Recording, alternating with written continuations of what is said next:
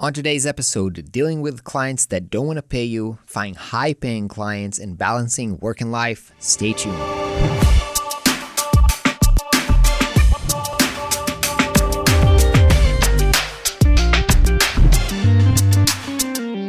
Hey everybody, what is up? Welcome back to another Ask Ron show where you send me questions on Instagram and I answer them here. Let's jump into the first question from UX Banu: how to deal with clients who don't want to pay deposit before starting a project. Well, I would say this is a very clear red flag because a lot of times it's just a general good business practice to charge for a down payment. A lot of businesses do that. It's not something very crazy. What I would tell them is probably, look, you're not going to go to IKEA and grab a chair and tell them, well, I'm taking this home after I use it. I'm going to send you a payment, right? You're not going to be able to leave the shop without paying. And it's the same when they're working with you. Think about this. If you're actually doing the work and paying rent and paying for the computer and paying for the software and paying for your employees, doing the work for them to only be paid afterwards, what happens is you're actually giving them a loan. And that doesn't really make sense from a business perspective. From the financial standpoint, it would be called a cash flow negative business, meaning that you're working for free and only getting the money at the end. They're probably not doing this the same. They're not running their business that way. And so you can just tell them, look, this is not how a business is run. We need to be cash flow positive, which means that we do the work, we work and we buy stuff after we get the money from you. As I've mentioned, just like the example from the shop, you wouldn't take something and not pay for it. And once we start working with you on a project, it means that we are paying ourselves or our contractors to work. And so we can't give you a loan. If they wouldn't pay, I would say that's a very big red flag, and I would consider not taking them because it means that they're not 100% in the project, right? If they want to spend and invest in the project, they'll put the money and they'll be invested. If they don't want to pay, maybe that means that later on they won't pay as well, and that's a red sign. Second question from Training: what do you do if clients are paying invoices after multiple follow-ups? Well, I'm sorry that happened to you. Usually it doesn't happen if they're paying the down payment, but sometimes that happens, and you need to understand that when that happens, you want to understand why it doesn't happen. So maybe they're just, assholes who don't want to pay you, but maybe they also have financial problems. Maybe they don't have the cash at the moment. And so you need to realize that you're actually in some kind of a negotiation, right? They want to maybe delay payment because maybe they need the money for something else, but you want to be paid for your work. And so you need to think about this as kind of a negotiation. Now you need to think in a negotiation why the other side are, what do they want and what do I want? What do I have as leverage and what do they have leverage? So first of all, I hope that you do have a contract and a proposal in place, which kind of puts you in the legal position to maybe sue them, or you actually are owed this money. So that's a first step, which is crucial. Never do the work without a proposal or a contract in place. However, that being said, while it gives you leverage, you're probably not going to go right now and sue them in a court because it's very expensive, takes a lot of time. And you want to avoid this. But remember, this is a negotiation and you can use this as a leverage, right? You can use this by going to a lawyer and just asking them to send a formal letter saying that, following the contract, they owe you and they didn't pay. And so they're being required or else, or something like that. That usually scares them off. And when they do this. However, this is kind of full on going using all of your leverage, which might burn the bridges and the relationship with that client, which might not be what you want to happen, right? So you need to think about maybe there is something in between. And as I've mentioned in the beginning, try to understand from your perspective. Try to understand, like, why does this happen? Can we get into a conversation and say, maybe you need more time. Maybe you need a discount. Maybe you can find some other solution. If you try to understand what happens, if they're going bankrupt right now because of COVID-19 situation, you're not going to see your money. But if you try to talk to them and try to understand from their perspective why this is happening, maybe you can find a way to negotiate this. Of course, if you're still in the middle of a project, one of your biggest leverages is to just say, I'm not working anymore and I'm not sending you all the files. So that they know that, they can't work and they can't even use the work. So one of the clauses that I use in my proposals says that they don't own the copyrights to the work until I'm paid in full. And so that basically means that one, they're breaking the contract by not paying me, and second, they're breaking the contract by illegally using stuff that is not their copyrighted, intellectual property to use. So once you have that, you can use that as kind of a leverage. But remember, you probably want to try to negotiate and have a conversation with them before you hit that final, let's send a letter from the lawyer. But it sucks that it happens, and this is basically what you have to do. Next question from Cyber goes, how do your work balance look like for you, and how do you balance family and work?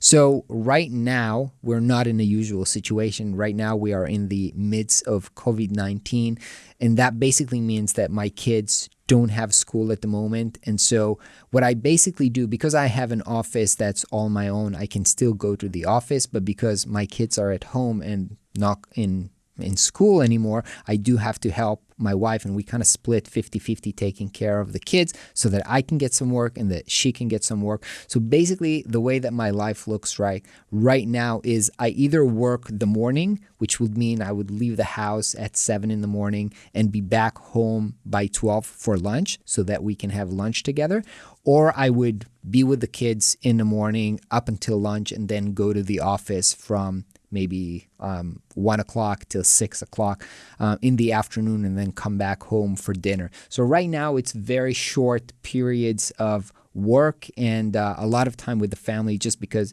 they need my help right now.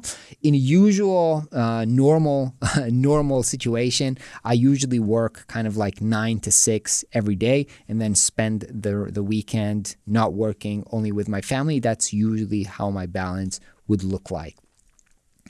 Next question from Carolos. How do you find time to work and make videos and edit them? How do you manage your time well? Well, right now, doing videos is actually my work. So I go to work to make videos, and I have an editor that edits the videos. However, for the first probably 3 to 4 years, I did this on top of my regular work, which basically meant that I was shooting videos while working and then editing them after my kids went to sleep. So probably every day between 8 to 10 p.m., I would edit videos after everybody go to sleep and everybody rest, and I finished everything else. That was a pretty exhausting time of my life. However, I was having a good time doing this, and so it didn't really feel like work. It felt like my creative outlet to edit the videos. So I really actually enjoyed it and got energy from doing this. Otherwise, I can't really work nights because I'm very, very tired. I'm more of a morning person. So that's basically how I edit the videos. In terms of how I manage my time, I usually, because I am a morning person, I try to get all the creative and deep work sessions in the morning and keep the afternoon more like for conversation, doing small tasks like email, where I don't really have to be fully creative because I sometimes get a little bit more tired in the afternoon. So I think my tip for you is you need to know yourself. How do you best operate? Some people operate best at night and some people operate best in the morning. Know yourself and then adjust your day based on what's optimal for you. Don't try to copy other people who might be very, very different from you. Next question, how do you find clients that want to pay high prices for design in the US from outside the US? Okay, so this question has two components: how to find clients that want to pay high prices, and then how do you contact them if you're in a different location, if they're based in the US and you're outside of the US. Let's get started with the first question. How do you find people who want to pay high prices? Well, the best way to determine what people are going to do is to look at what they did in the past. So I would look at clients who you can already see that are spending a lot of money on design. One way to do this would be to go to awards website where you know for sure that every website, and you can actually see this on awards. If you can see categories of how many people are charging there for the website that they design. You know that it's going to be between $5,000 to $10,000 or $30,000 per website. So all the clients that you see their website over there, you know that these are the kind of clients that already want to pay high prices. So that's how you find out what clients pay a lot of money. That's step number one. Now, how do you contact them from outside of the US or from a different location?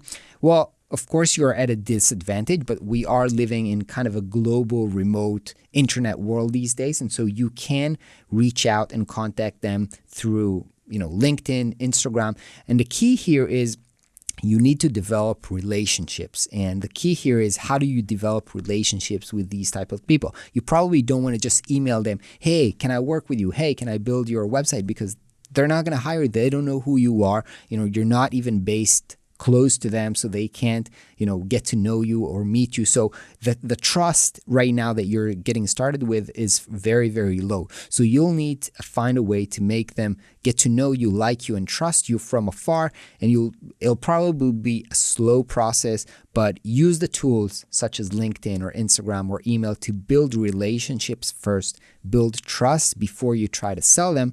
But creating these relationships is rather easy today because of the tools that we have. How to know what to charge when you're starting out freelancing. Okay, so here's the truth. You might not like this answer but the answer is you don't know. When you're just starting out, you won't know how much to charge, and you're going to charge based on what you think, what your gut feeling says is reasonable, and when you feel comfortable asking for. Now, if you need some kind of a ballpark, you're probably going to ask your friend. You're probably going to look around and research on the internet and see what similar projects are being charged for on maybe platforms like Upwork, or where you can see the amount being paid for projects on websites like AngelList, for example. That would kind of give you a ballpark, but you're probably still going to be on the, I would say, lower side of things, because if you're just starting out, you're not comfortable charging as much as other people. And so you'll use them as kind of a reference and maybe charge a little bit less than them. That's basically called penetration pricing strategy. Like you're pricing low because you're trying to get inside the market, penetrate into the market. But there's no clear answer. You're going to charge $500. It's going to be based on your gut feeling. Once you do that, once you feel comfortable, you're going to raise your price, and then again and again, and hopefully you'll get to charging high prices very, very fast. What is your process for onboarding clients at the beginning of a project? So for me, a lot of the initial state of projects is building a relationship with them and getting to know them. And a lot of time that would be done with a strategy session. Of course, if possible, together in the same room, doing a strategy, spending 1 to 3 days together, getting to learn to know them, their company, their problems, and understanding, why are we doing this project? That's basically the onboarding. I don't use kind of a sequence of emails that are being sent automatically. Usually when we close the project, the next thing that we'll do, we'll either call it a kickoff meeting or a strategy session, but it will be getting all of us in the same room or on the same call if we can't make it to the same room, to get to know each other and go through understanding who the people are, what the company is like. And that's basically how we create the relationship and we move forward from there. All right, those are all the questions for today. If you have any more questions, make sure that you're following on Instagram and sending the questions over there. And until the next video, I will see you. Bye-bye.